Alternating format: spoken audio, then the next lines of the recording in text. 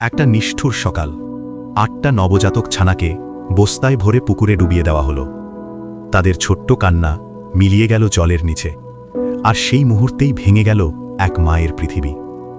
মা কুকুর টম ৩ দিন ধরে কিছুই খায়নি, কিছুই ছোঁয়নি।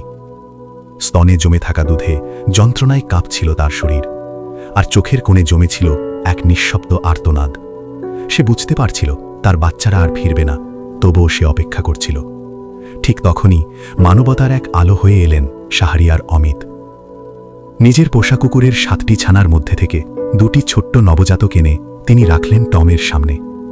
প্রথমে ভয়, অবিশ্বাস, তারপর এক আশ্চর্য মুহূর্ত। মা কুকুরটি ধীরে ধীরে ছানাগুলোকে কাছে টেনে নিল, আদরে জড়িয়ে বুকের দুধ খাওয়াতে শুরু করল।